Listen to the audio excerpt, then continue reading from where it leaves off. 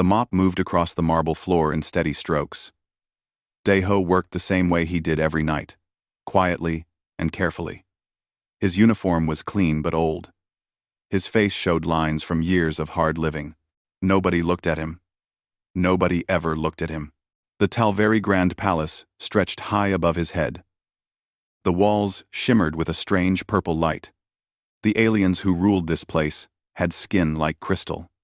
They walked past him as if he was furniture. To them, he was just another human. Just another worker from a primitive planet. Just another janitor. Daeho pushed his cart down the long hallway. His buckets sloshed with soapy water. He had cleaned these halls for 3 years now. He knew every corner. He knew every room. Most importantly, he knew things he was not supposed to know. The war room doors stood open ahead. Daeho slowed his steps. Inside, he could hear voices. The King's Council was meeting again. They met every night now. The war was going badly. He pushed his cart to the doorway and began mopping the entrance. The council members paid him no attention. They never did. A janitor was invisible. A human janitor was less than invisible.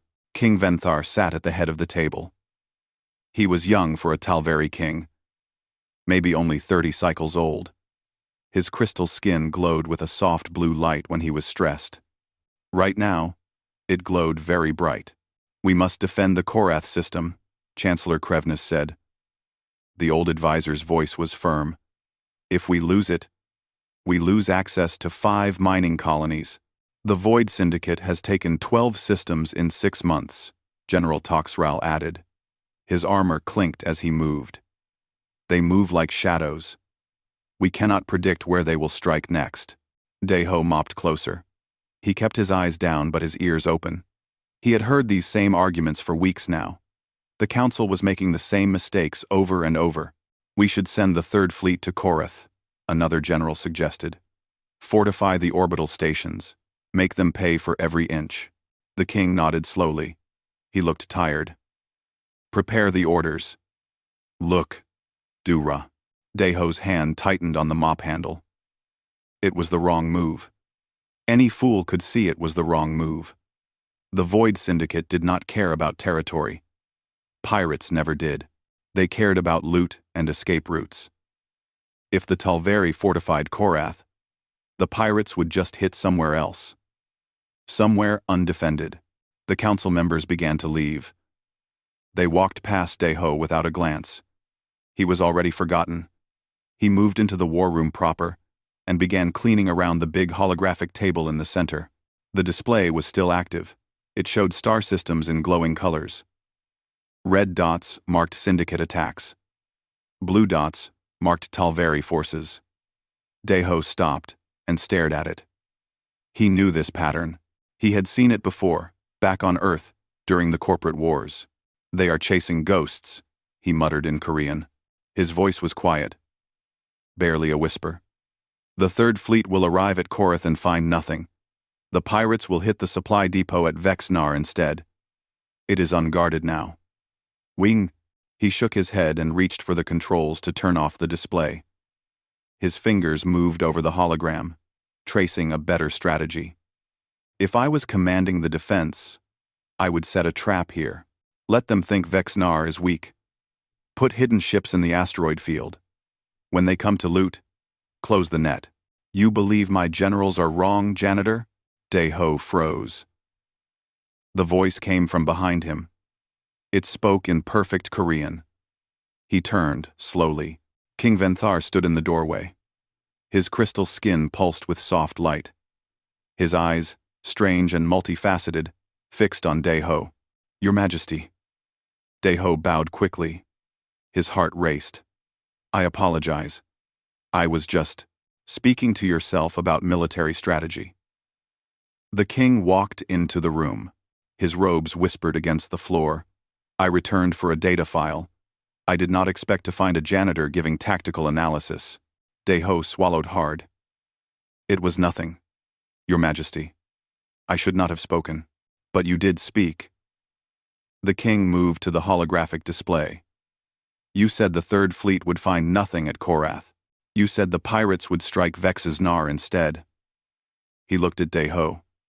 Why do you think this? Deho's mind raced.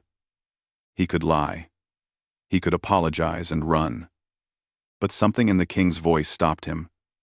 The young ruler did not sound angry. He sounded curious. He sounded desperate. Because pirates are not soldiers, Your Majesty, Deho said quietly. They do not want to conquer. They want to steal and escape. Your council treats them like an army. But they are not an army. They are criminals with ships. The king was silent for a long moment. You have military experience. It was not a question. Deho nodded. A long time ago. On Earth. Before I came here. And you have been listening to my war councils. I clean the war room every night, Your Majesty. The king moved closer. His crystal skin reflected the hologram's light. What is your name? What is your name? Deho, Your Majesty. Deho. The king tested the name. Do you think you could do better than my generals? Deho hesitated. This was dangerous ground. If he said yes, he insulted the most powerful military minds in the empire. If he said no, he wasted this chance. I think I would fight them differently, he finally said. The king stared at him. Then, to Deho's surprise, the young ruler pulled out a chair. Sit. Explain. Your Majesty, I cannot. That was not a request. The king sat down himself. My empire is dying, Janitor. In 6 months, I have lost 12 systems and thousands of lives.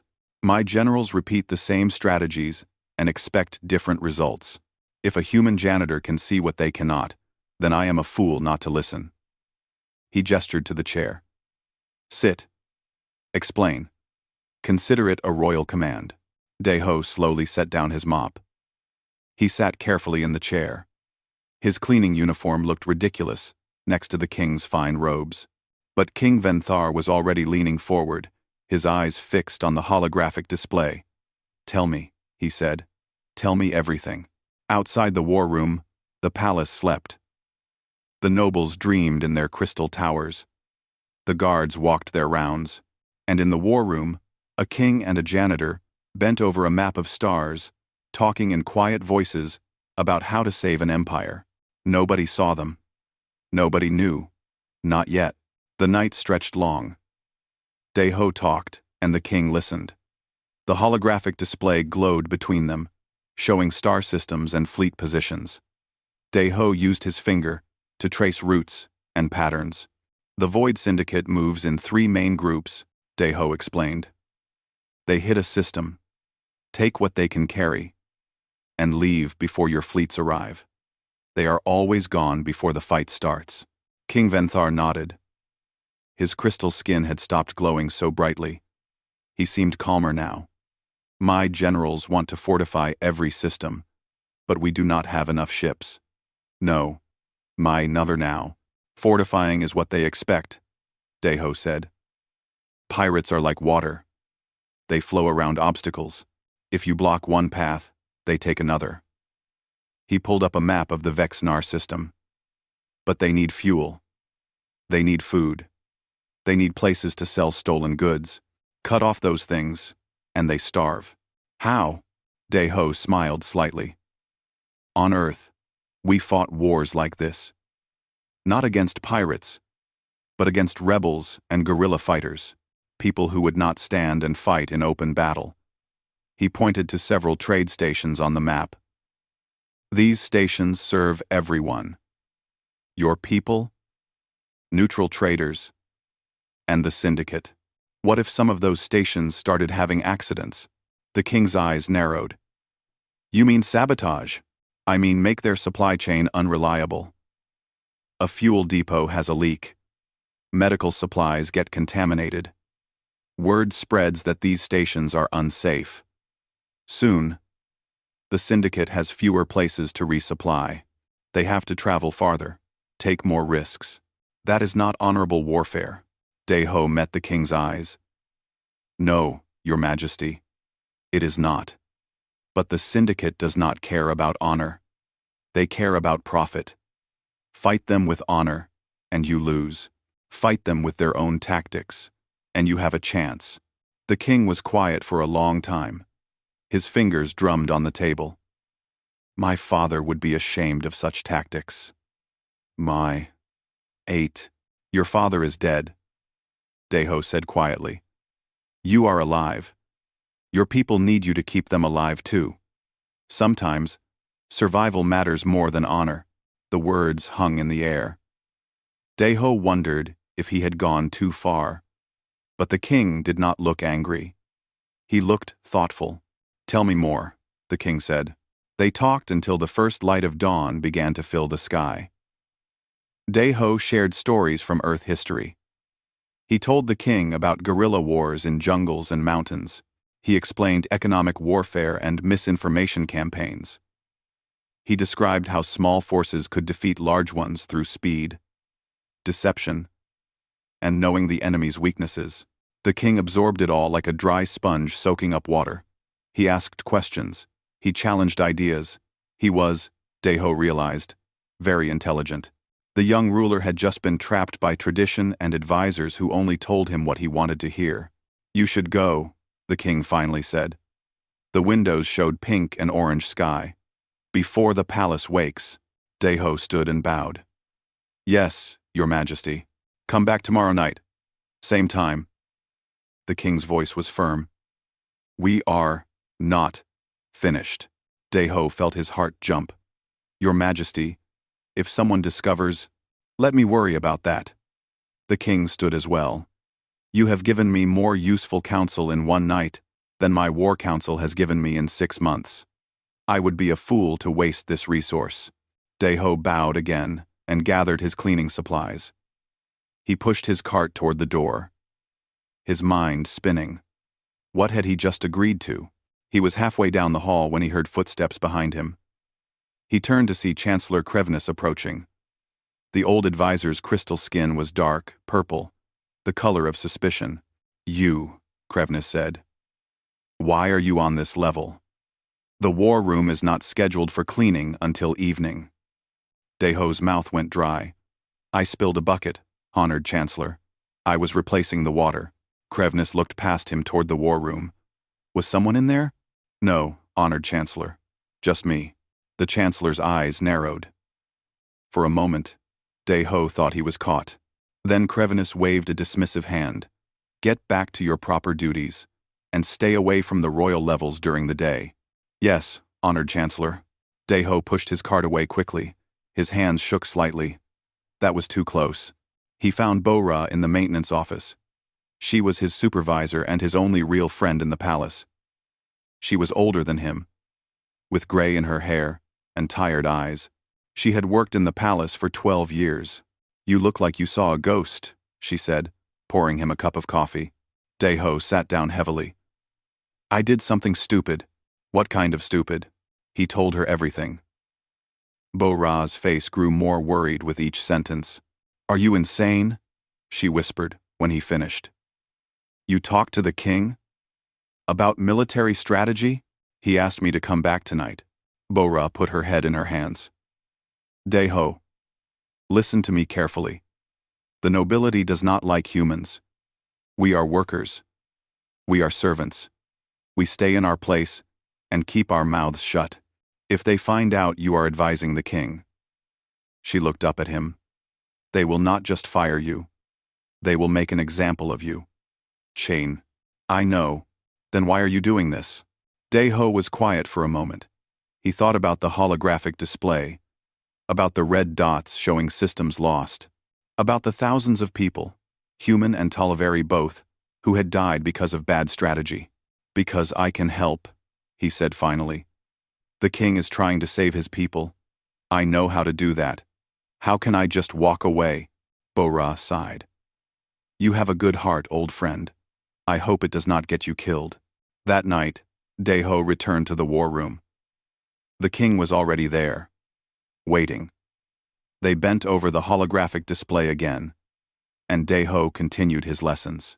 They met the next night, and the next, and the next. Each time, Daeho arrived with his cleaning cart. Each time, the king locked the door. They would talk for hours, planning and strategizing. The king began to implement small changes. He ordered a surprise inspection of trade stations. He quietly moved ships to unexpected positions. He started asking his generals different kinds of questions. Small victories began to accumulate. A pirate supply ship was intercepted. A syndicate safe house was discovered and raided. The tide had not turned yet, but it had stopped rushing quite so fast. But after 2 weeks, Daeho noticed something. Chancellor Krevnis watched him more often. The old advisor's eyes followed him through the halls. Other servants whispered when he passed. "They are starting to notice," Bora warned. "Something has changed in the war effort. The nobles are asking questions. Krevnis is investigating. What should I do?" "Run," Bora said flatly. "Take a transport off this planet and never come back." But Daeho could not run. Not yet. The strategy was only half formed. If he left now, the king would be alone again, surrounded by advisors who could not see past their own traditions. That night, he went to the war room as usual. The king was pacing when he arrived. "We have a problem," King Venthar said, without greeting. "Chancellor Krevnis requested a formal audience tomorrow. He says he has evidence of corruption in my inner circle." The king looked at Daeho. "He knows. Somehow, he knows about you." Daeho felt his stomach drop. "Then tonight is our last meeting." "No." The king's voice was hard. "I will not abandon you. You have risked everything to help me. I will not repay that by throwing you away. Your Majesty, I am just a janitor. You are the best strategic mind I have ever encountered." The king moved closer. "And you are my friend, one of the few honest people in this entire palace." He straightened his robes. "Tomorrow, Krevnis will accuse you. Let him. I will not hide what we have done. They will tear you apart for this." The king smiled grimly. "Then let them try. My father taught me that a king must be strong. But you have taught me something more important. A king must be smart enough to know when he is wrong and when others are right." He placed a hand on Daeho's shoulder. "Whatever happens tomorrow, thank you." Daeho could not sleep that night. He lay in his small room in the servants' quarters and stared at the ceiling. By this time tomorrow, he might be dead. Or worse. But he had spoken truth to a king. And that king had listened. Maybe that was enough. The throne room was packed. Nobles in shimmering robes lined the walls. Generals in polished armor stood at attention. Daeho stood in the center of it all, wearing his simple janitor uniform. He felt every eye on him. Chancellor Krevnis stood before the throne. His crystal skin glowed dark red with anger. "Your Majesty, for 3 weeks you have been meeting in secret with this human, this servant, this primitive." King Venthar sat on his throne, calm and still. "I have. He has been advising me on military matters." Gasps filled the room. Whispers spread like fire. Krevnis looked triumphant. "You admit it then. You have allowed a human to influence the war effort. A janitor to command our fleets." "He has not commanded anything," the king said. "He has advised. There is a difference. A human cannot possibly understand the complexities of galactic warfare," General Toxral said. His voice was respectful but firm. "With all respect to your judgment, Your Majesty, this is madness." "Is it?" The king stood. "In the 3 weeks since Daeho began advising me, we have intercepted 4 syndicate supply ships. We have discovered 2 of their safe houses. We have prevented raids on 3 systems." He looked around the room. "Before that, we lost system after system, with nothing to show but honorable defeats." "You have been lucky," Krevnis said. "No," the king replied. "I have been listening to someone who understands asymmetric warfare better than anyone in this room." A noble in the front row stepped forward. "Your Majesty, The law is clear. Humans are laborers. They are not permitted in positions of authority or counsel. What you have done violates tradition going back 1,000 cycles. Then perhaps our traditions need to change, the king said. The room erupted. Nobles shouted. Generals argued. The chancellor's crystal skin blazed with fury. This is treason. The human has corrupted your judgment. Enough. The king's voice cut through the noise. I am your king. My judgment is law. If you question my decisions, you question the throne itself. Silence fell. The threat was clear, but Daeho could see it in their faces. The nobles would not forget this. They would not forgive. Chancellor Crevenus bowed stiffly. Of course, Your Majesty, but I invoke the right of challenge. If this human is truly as valuable as you claim, let him prove it. Let him face the trial of wisdom. The room went silent. Even the king looked surprised. You invoke the ancient trial? I do. Crevenus smiled coldly. If the human passes, I will withdraw all objections. If he fails. The chancellor looked at Daeho. Then his incompetence will be proven before all. The king looked at Daeho. His eyes asked a silent question. Daeho nodded slightly. What choice did he have? Very well, the king said. The trial will begin immediately. They moved to the war room. The holographic display was activated, showing a massive battle scenario. Daeho stood before it while the nobles and generals arranged themselves around the room. Bora had somehow made it inside. She stood near the back, her face pale with worry. High Arbiter Molrith, an ancient Talveri with skin like frosted glass, explained the scenario in a voice like cracking ice. This is the Battle of 10 Suns. A historical simulation. The Talveri fleet is outnumbered 10-1. There is no terrain advantage. Resources are limited. Every general in our history has attempted this scenario. All have failed. The purpose is to teach humility in the face of impossible odds. Daeho studied the display. Blue dots represented the Talveri fleet. Red dots represented the enemy. The numbers were crushing. No matter how he looked at it, this was a death trap. You have 3 hours, the Arbiter said. Daeho began to work. He moved fleet positions. He checked supply lines. He ran simulations. Every attempt ended the same way. Total defeat. The math was simple. 10 enemy ships for every one of his. Even with superior tactics, the numbers made victory impossible. 2 hours passed. The nobles whispered among themselves. Some looked smug. Others looked almost sympathetic. The king stood, with his arms crossed, watching, silently. Daeho stepped back from the display. His mind was racing. Every general had failed this, because they were all trying to win the battle. But what if that was the wrong goal? He thought about Earth, about military history, about the times when defeat was certain but survival was still possible. He thought about retreats that became victories, about sacrifices that saved thousands. He began entering new commands. What are you doing? General Toxral asked. You are ordering the fleet to gather in one location. Yes, Daeho said. He kept working. The noble fleet concentrated. The enemy fleet moved in to surround them. Daeho ordered all non-essential personnel to evacuate in small, fast ships. The enemy ignored them, focusing on the main fleet. Then Daeho did something that made the entire room gasp. He surrendered the fleet. He has given up, a noble shouted. The human admits defeat. Watch, Daeho said quietly. In the simulation, the enemy fleet closed in on the surrendered Talveri ships. They prepared to board and capture them. Valuable warships were a prize worth taking intact. Daeho entered one final command. The Talveri fleet exploded. Every ship at once. They had been rigged with overloaded reactors, turned into massive bombs.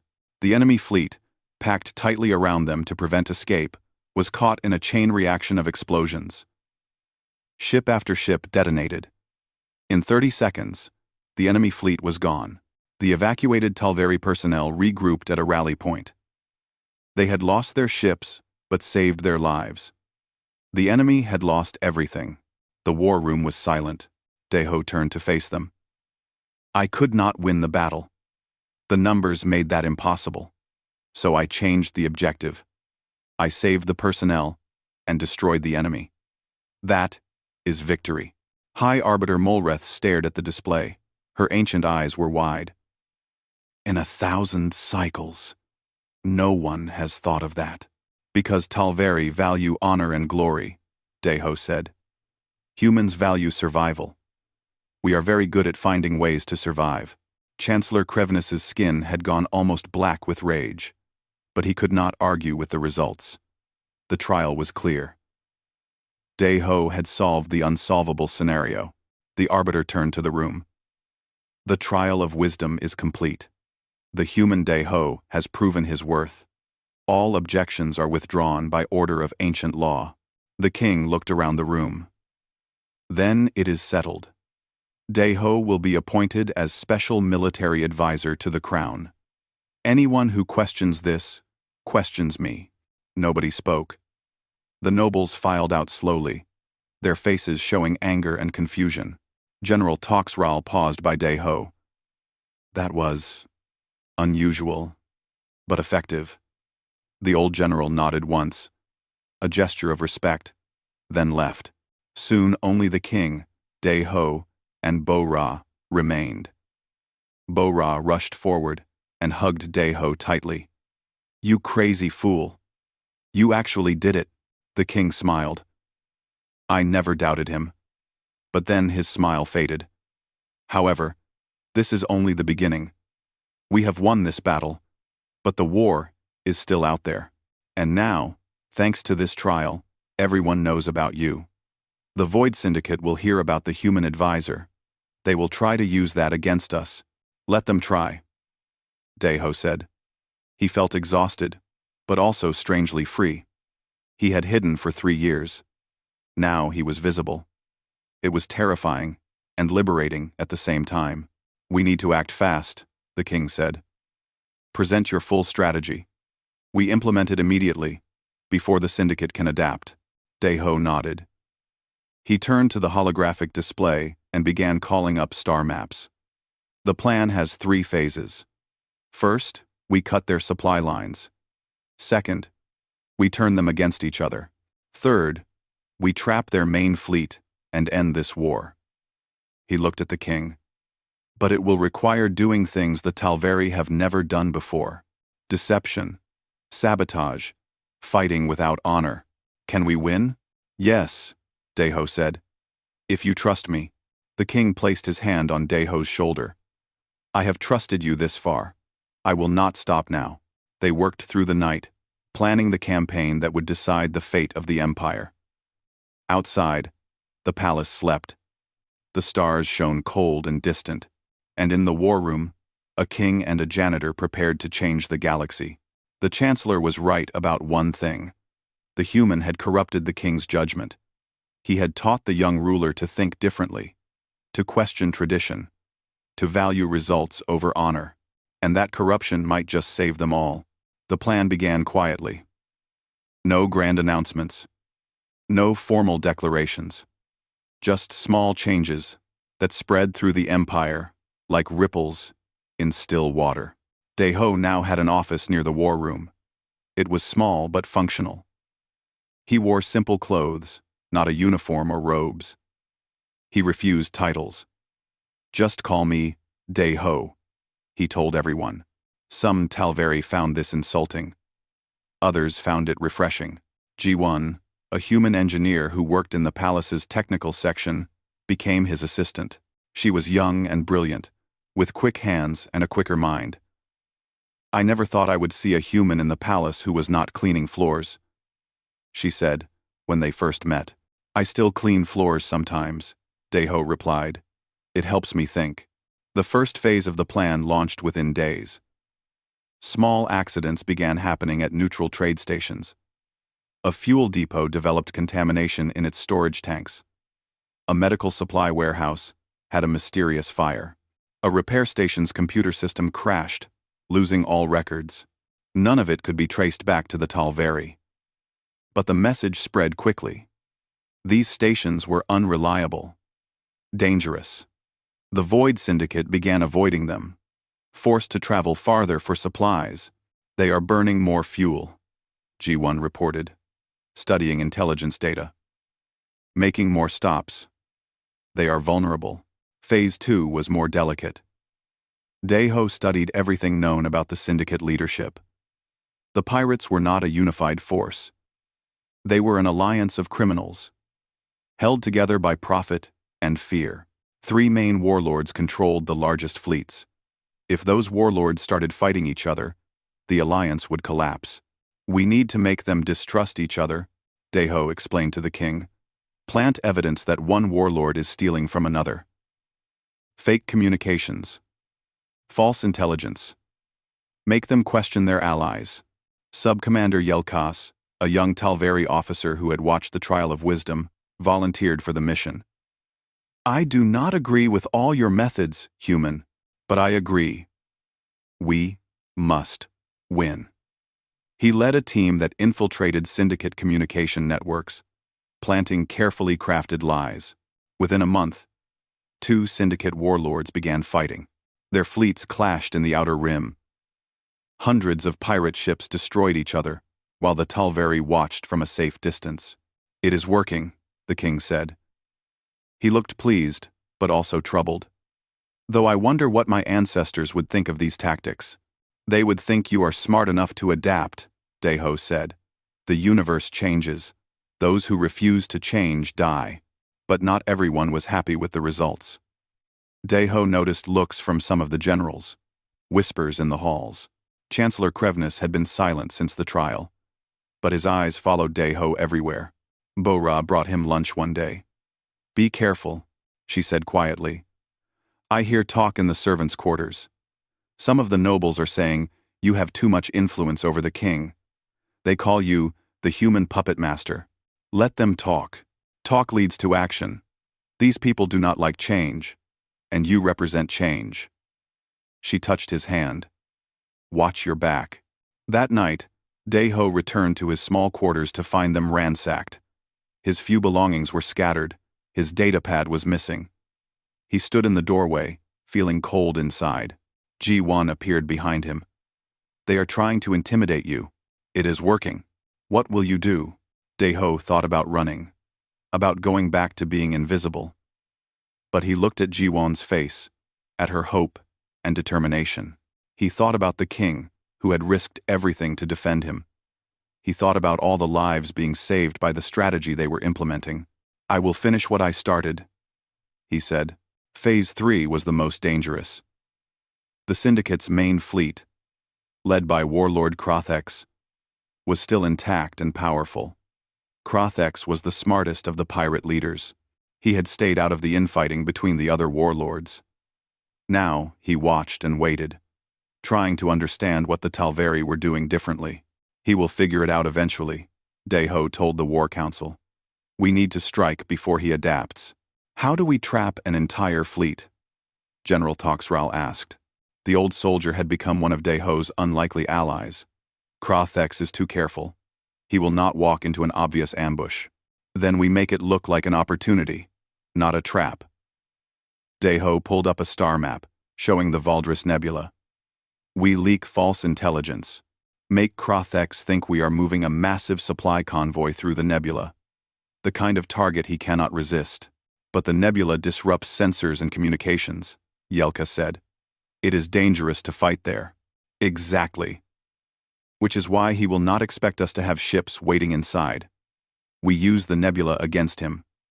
By the time he realizes it is a trap, it will be too late. The plan was approved. Over the next 2 weeks, they carefully prepared. Ships were hidden in the nebula. Fake communications were sent on channels known to be compromised. Supply manifests were deliberately leaked. And Krothex took the bait. His fleet is moving, G1 reported, her voice tense. Heading straight for the nebula. Estimated arrival in 6 hours. The king looked at Deho. This is it. Everything depends on this working. It will work, Deho said. But his hands were shaking. So many things could go wrong. If the timing was off, if Krothex was more cautious than expected, if the nebula's interference was worse than predicted. The hours crawled by. Deho paced his office. He had spent years avoiding responsibility, staying invisible. Now, thousands of lives depended on his plan. The weight of it pressed on his chest like a stone. Bora found him staring out the window. You look like a man, waiting for execution. Maybe I am. If this fails, the king will have no choice but to remove me. The nobles will demand it. And if it succeeds? Deho smiled grimly. Then I will have even more enemies.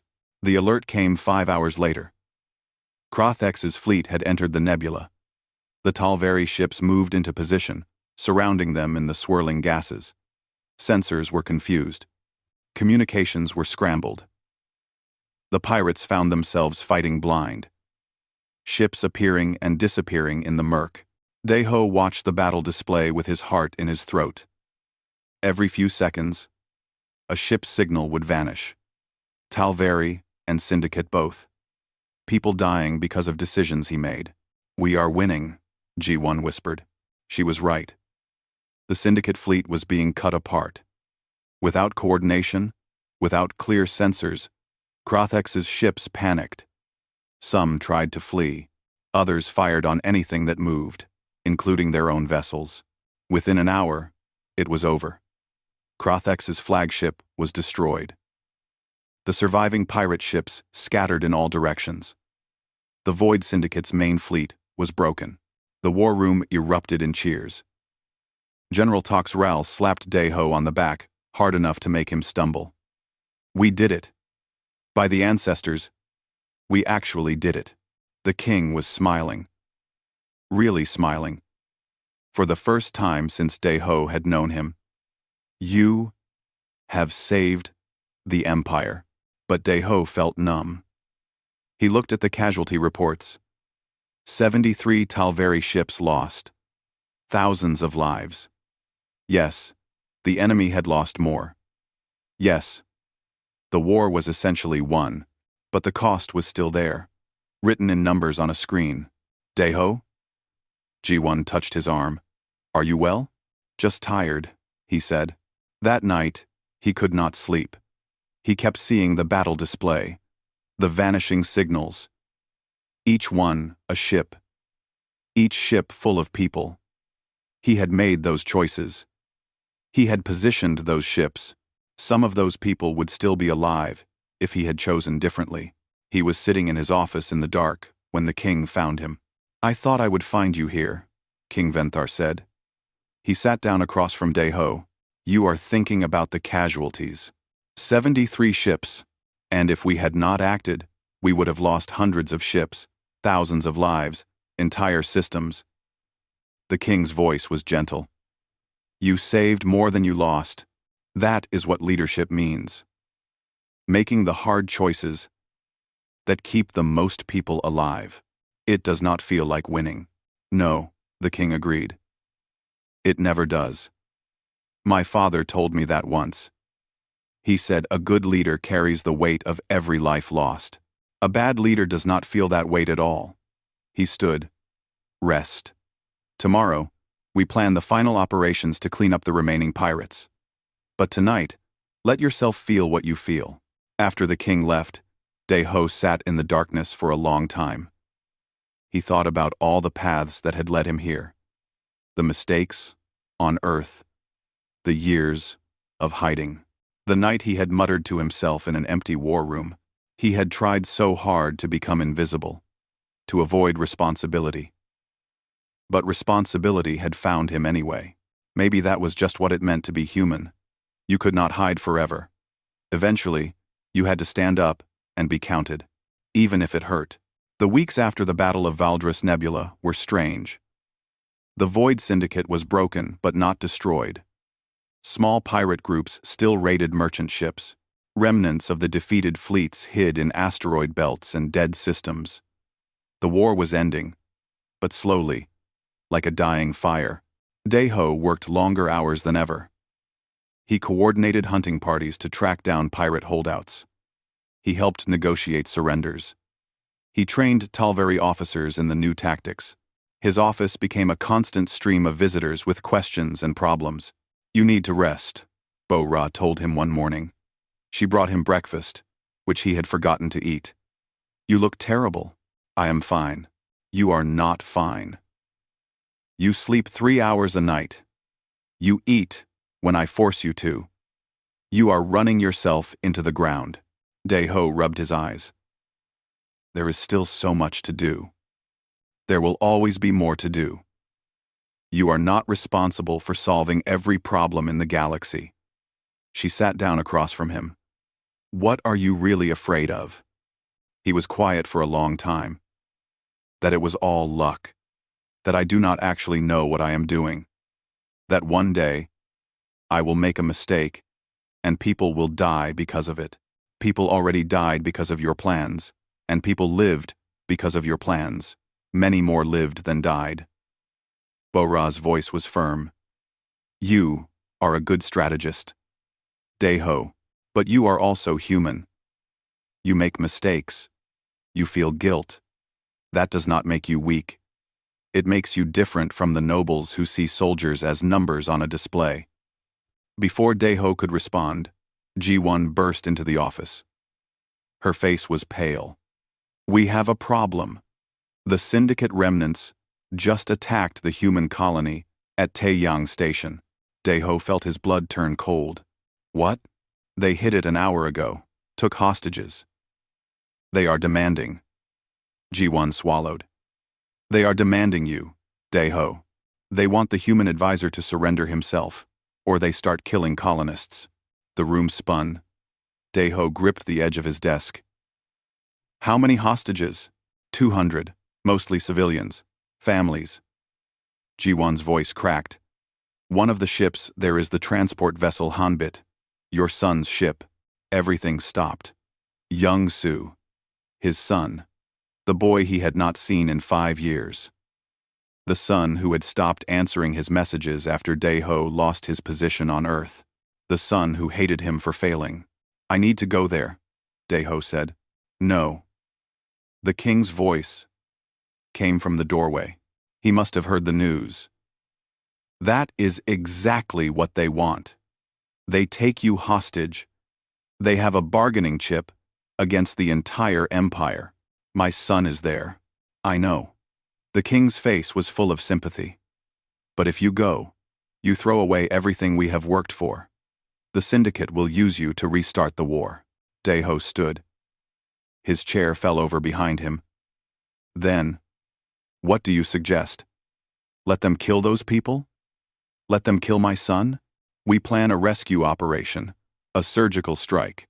We can have ships there in 6 hours. In 6 hours, half those hostages could be dead." The room fell silent. Daeho could feel everyone watching him, waiting to see what he would do. The logical part of his brain knew the king was right.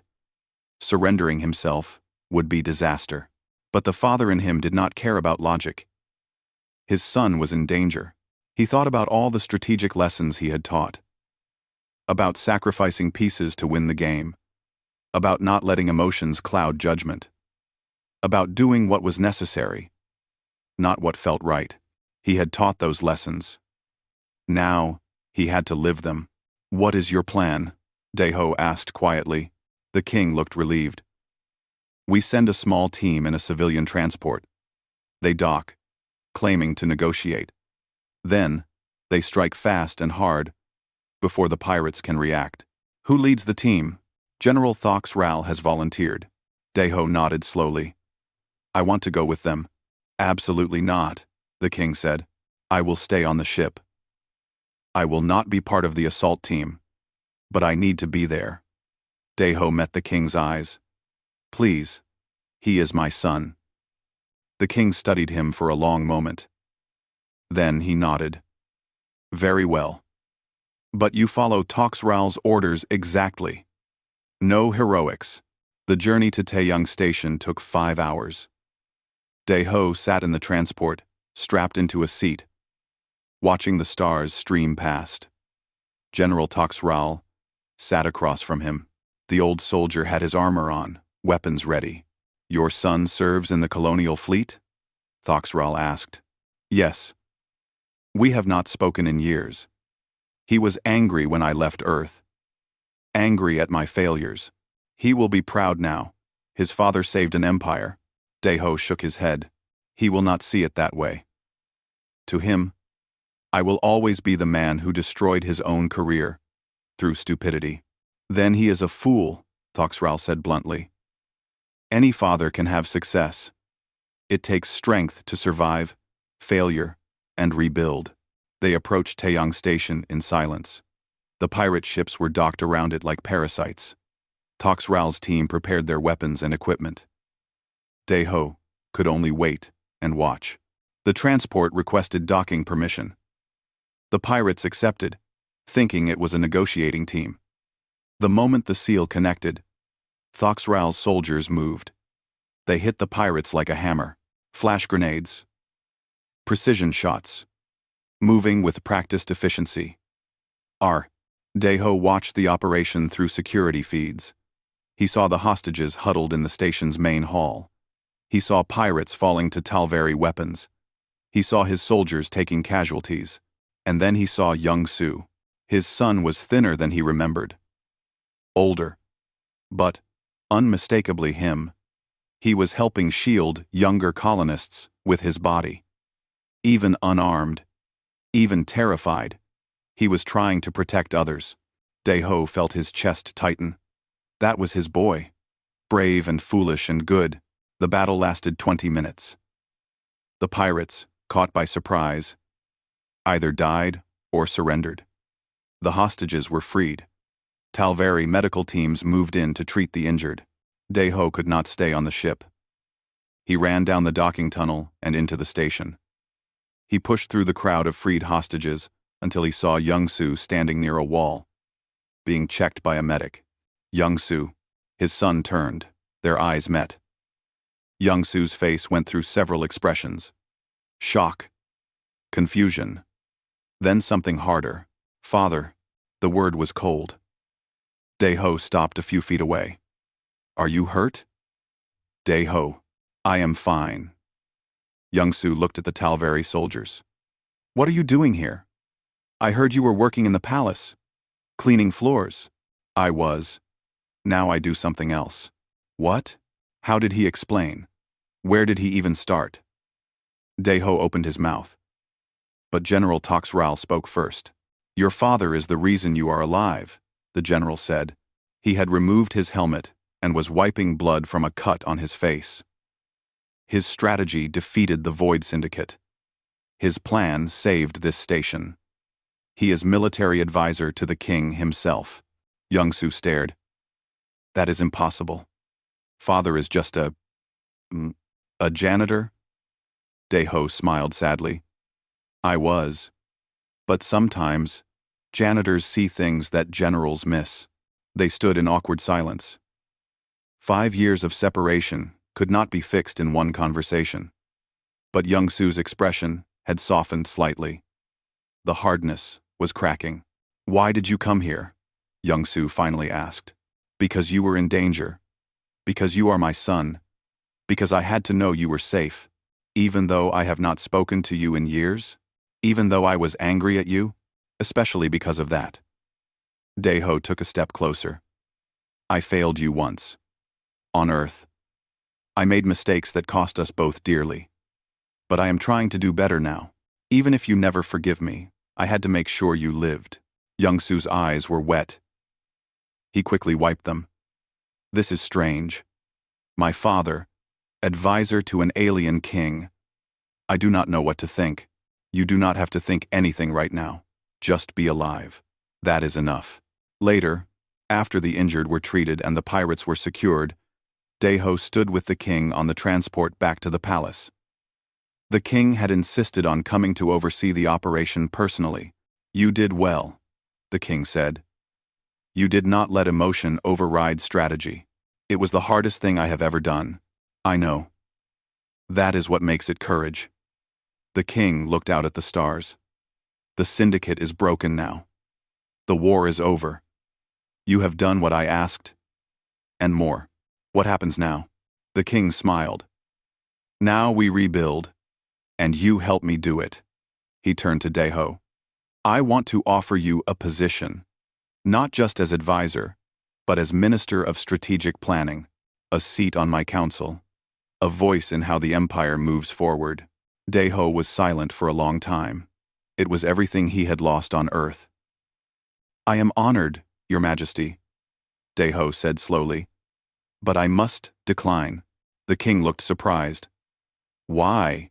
Because I did not do this for titles or position. I did it because it was right, because I could help. Deho looked down at his simple clothes. I have spent 5 years learning to be invisible, learning that my worth is not measured by my rank. If I accept honors now, I forget that lesson. Then what will you do? Deho thought about it. I will go back to custodial work. But I will also be available when you need advice. I will train others in these strategies. I will help in whatever way I can, without needing a title to do it. The king studied him. Then he laughed. You are the strangest man I have ever met, Deho, and perhaps the wisest. He held out his hand in the human gesture of respect. I accept your terms, but know that you will always have a place in my court, whenever you want it. They shook hands. A king and a janitor, an alien and a human. Friends. 3 months later, Deho was back in his janitor uniform. He pushed his cart through the palace halls, mopping floors and emptying bins.